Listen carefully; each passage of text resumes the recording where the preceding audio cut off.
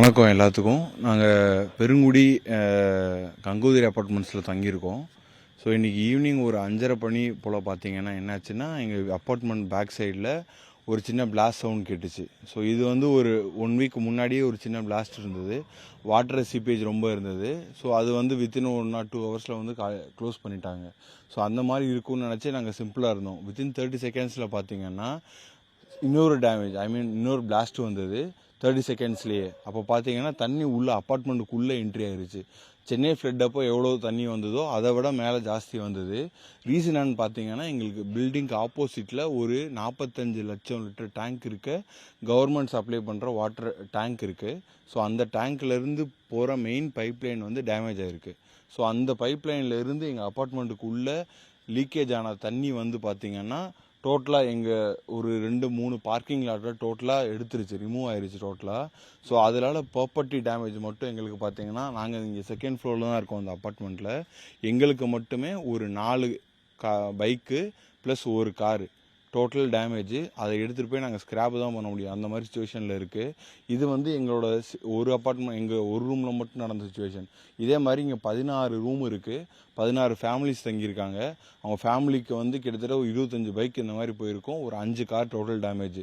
இதில் கவலைக்கிடமான நிலைமை என்னன்னு பார்த்தீங்கன்னா, எங்களோட செக்யூரிட்டி கார்டு அவர் வந்து ஒரு நார்த் இந்தியனு, அவர் கீழே தங்கியிருந்தார் ஃபேமிலியோட. 2 குழந்தைங்க இருக்காங்க, 5-6 வயசு தான் இருக்கும். ஸோ அவங்களுக்கு வந்து இப்போது அங்கே தங்கவே முடியாது. டோட்டலாக அந்த வீடே அடிச்சுட்டு போயிடுச்சு தண்ணியில். அவங்க டோட்டலாக இப்போ அவங்க குடும்பத்தோடு வேளச்சேரியில் போயிருக்காங்க, தெரிஞ்சவங்க யாரோன்னு சொல்லிட்டு போயிருக்காங்க. ஸோ அவங்களுக்கு எல்லாருமே வந்து அவங்களுக்கு அடைக்கலம் கொடுப்பாங்களான்னு தெரியலை. திருப்பி வந்தாலும் அவங்க எங்கே தங்கியிருக்க போகிறாங்கன்னு தெரியலை.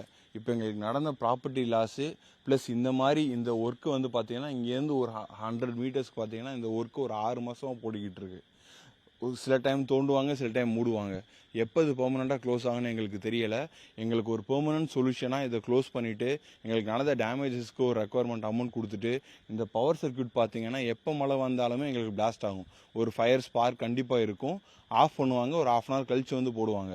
ஸோ இந்த பெர்மனன்ட் சுச்சுவேஷனுக்கு இதுக்கு ஒரு சொல்யூஷன் வேணும். பவர் சப்ளை ப்ளஸ் இந்த ரோடு டிரான்ஸ்போர்ட்டேஷன் பிளாக் பண்ணாமல் இருக்கணும்.